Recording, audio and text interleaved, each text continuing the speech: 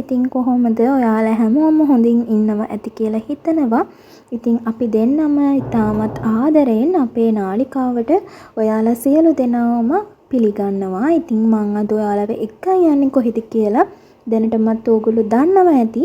ඉතින් මං අද ඔයාලව එක්කගෙන යන්නේ අපේ ඓතිහාසික අනුරාධපුර රාජධානිය බලන්න.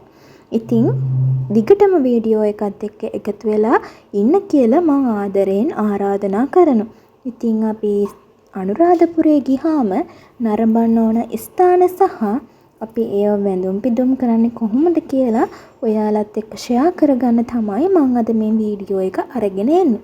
එහෙනම් ඉතින් අපි දැන් මුලින්ම යන්නේ කොහෙද කියලා ඔයගොල්ලෝ දැන් බලන්න. අපි මුලින්ම නරඹන්න ගියේ ඉසුරුමුණී විහාරය. ඉතින් අටම ස්ථානයට අයත් ස්ථානයක් නෙමෙයි ඉසුරුමුණී විහාරය කියන්නේ. ඒත් ඓතිහාසික වශයෙන් විශාල වැදගත්කමක් තියෙන ස්ථානයක් තමයි ඉසුරුමුණී විහාරය. ඒ වගේම ඉසුරුමුණී විහාරයේ අපිට නරඹන්න පුළුවන් දේවල් ගොඩක් තියෙනවා. එකක් තමයි මිනිසා සහ අශ්ව හිස කියන ශෛලමය කැටයම් අපිට නරඹන්න පුළුවන්.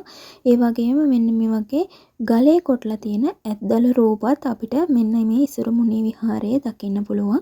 ඒ වගේම ඉසුරුමුණී පෙම් යුවළගේ ශෛලමය නිර්මාණයත් අපිට නරඹන්න පුළුවන්. ඒ වගේම තව ඉසුරුමුණී විහාරයට තමයි අපේ දාන්ත ධාතුන් වහන්සේ රැගෙන මුලින්ම පැමිණලා දාන්ත ධාතුන් වහන්සේ නිධන් කරලා ආරක්ෂා කරලා තියෙන්නේ ප්‍රථමයෙන්ම අනුරාධපුර රාජධානියේ මෙන්න මේ ඉසුරුමුණී විහාරය තුල. ඊට පස්සේ අපි ගියේ සඳහිරු සෑය බලන්න. ඉතින් සඳහිරු සෑය නම් වර්තමාන කාලයේ නිර්මාණය කරන ලද චෛත්‍යයක්. සඳහිරු සෑයත් ඉතාමත් අලංකාර නිර්මාණයක් ලංකාවේ ඉතිහාසයට එක්වුණ.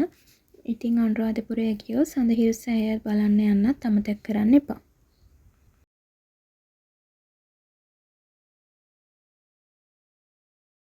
අනුරාධපුර රාජධානිය ගත්තහම දුටුගැමුණු රජතුමා වගේම එළාර රජතුමා ගැනත් අපි බොහෝ වෙලාවට කතා කරනවා. ඉතින් මේ තියෙන එළාර රජතුමාගේ සොහොන.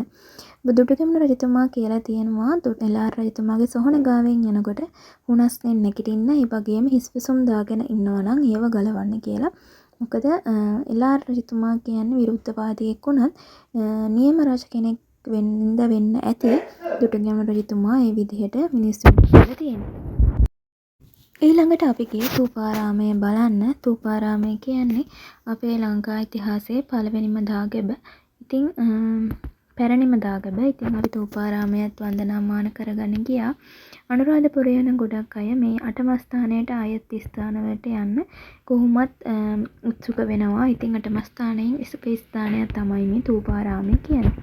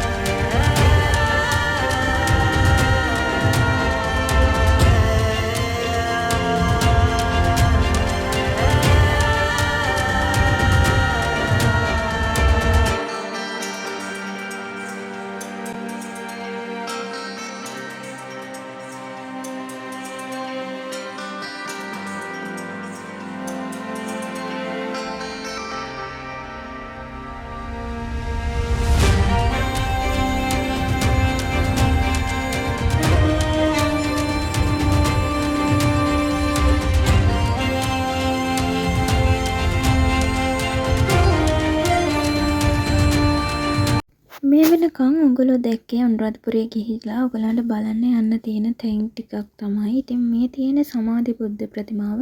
ඉතින් සමාධි බුද්ධ ප්‍රතිමාවේ අපි පැති තුනකින් බැලුවොත් අපිට තුන් විදිහකට පේනවා කියලා කියමනක් තියෙනවා. ඊළඟට මේ තියෙන්නේ ගුට්ටම් පොකුණ.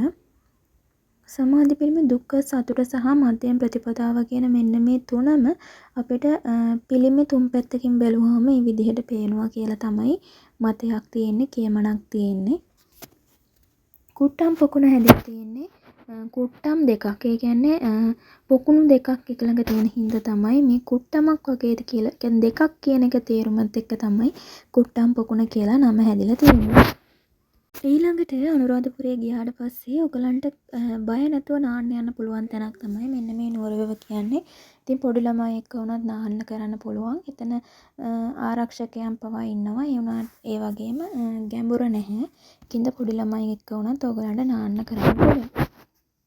ඊළඟට අපි රෑ ගියා අනුරාධපුරේ රුවන්වැලි මහා සෑයකාවට. ඉතින් රෑ පූජාවක් අපි යන දවසේ විශාල වශයෙන් සෙනඟ පිරීලා ඉඳියා.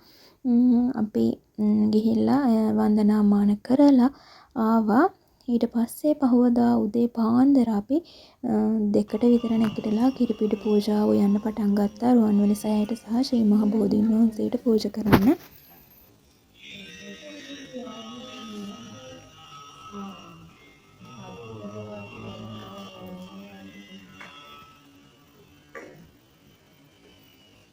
කිරිපිඩු ආහාර පූජාව උයන එක එසේ මෙසේ ආවට ගියාට කරන්න පුළුවන් දෙයක් නෙමෙයි. පූජාව උයනකම් එක දිගට පිරිත් දාගෙන ඒ වගේම කට වහා කටවල් බැඳගෙන හිස් ආවරණ මුඛ ආවරණ හිස් ආවරණ මෙන්න මේ දේවල් වහගෙන ඉතාමත් පිරිසිදුව සහ භක්තියෙන් යුක්තව තමයි මේ දේ කරන්න ඕනේ. ඒ වගේම අපි ඔළුවේ තියාගෙන ඒක අපි තියෙන තැනට අරන් ඇවිල්ලා පූජා කරන පවුලේ කට්ටියත් එක්කම මේ වගේ පාත්‍ර වලට බෙදලා ඉතාමත් සදහැසිතින් තමයි මේ කිරිපිඩු ආහාර වේලක් බුදුරජාණන් වහන්සේ වෙනුවෙන් පූජා කරන්න ඕනේ. ඉතින් පාන්දරම කිරි ආහාර පූජාවත් හදාගෙන අපි රුවන්වැලි මහා සෑයටයි ශ්‍රී මහා බෝධීන් වහන්සේටයි ඒ කිරි ආහාර පූජා කරා. ඉතින් ඒ කිරි ආහාර පූජා කිරීම ඉතාමත් පින්න කර්මයක් කියලා ඉතින් මම අහලා තියෙනවා. ඉතින් මේ වීඩියෝ එක බලන ඔයාලටත් බෞද්ධයෙක් නම් ශ්‍රී මහා බෝධීන් වහන්සේ ගාවට සහ රුවන්වැලි මහා සෑය ගාවට කිරි ආහාර පූජාවක් ලබා දීමට හැකියාව ලැබෙන්න කියලා මම ප්‍රාර්ථනා කරනවා. ඉතින් ඊට පස්සේ අපි ලෝවා මහා පායත් බලාගෙන රුවන්වැලි සෑය ගාවට තමයි ආවේ. ඒ අතරතුර අපිට මෙන්න මේ වගේ මල් චෛත්‍යයක් පූජා කරන්න යනවා දැක ගන්න හම්බුණා. මේක ඇත්තටම ගොඩක් ලස්සනයි. දැන් ගොඩක් අය මේ විදිහට නෙළුම් මල් මානෙල් මල් වලින් චෛත්‍ය පූජා කරනවා. එතනම රුවන්වැලි සෑය ගාවම මේක නිර්මාණය කරලා දෙන ස්ථානයකුත් තියෙනවා අපි දැක්කා. ඉතින් ඒක එක්තරා විදිහක ට්‍රෙන්ඩ් එකක් වෙලා වෙන්නත් ඇති. ගොඩක් අය දැන් මේ දේ කරන්න පටන් අරගෙන.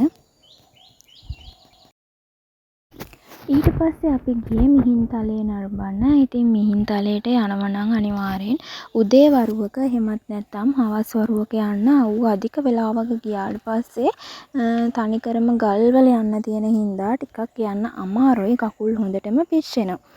ඉතින් මේ අපිට හෙදිත් හම්බුණා යාළුවෙක්.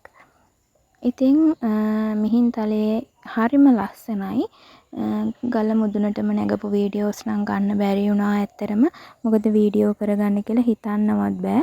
මේ තියෙන මිහින්තලා පුවරු ලිපියක් අර ශෛලමය වශයෙන් සෙල්ලි විලියලා තියෙන අන්න ඒ වගේ ලිපිය. ඉතින් මිහින්තලේ මුදුනේ හුලං හොඳටම සැරයි. ෆෝන් එකක් අතේ තියාගෙන ඉන්න බෑ. අපිවත් නිකන් විසික් වෙයි වගේ. ඒකින්ද උඩ තිනම් ගත්ත වීඩියෝස් නැහැ.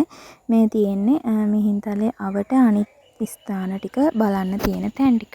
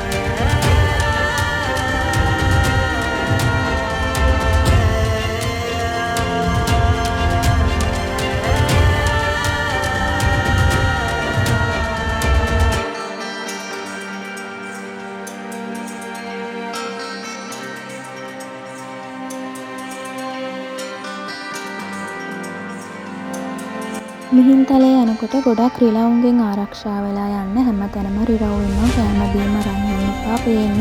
ඉතින් මටත් උනා ඒ වගේ සිද්ධියක්. මගේ බෑග් එක අරන් යන්න හැදුවා. රිලව් ඇවිල්ලා. ඉතින් අපේ වටින දේවල් තිබ්බොත් නැති වෙන්න පුළුවන්. ඒ වගේම පොඩි ළමයි අපිට කෑම කිසිම දෙයක් කරන්න එපා. ඒගොල්ලන්ගේ ඇඟට පැනලා බූරලා කරලා තුවාල කරලා ඒගොල්ලෝ ඒව ගන්න බලනවා. ඒකින්ද රිලවුන්ගෙන් ප්‍රවේශම් වෙලා යන්න.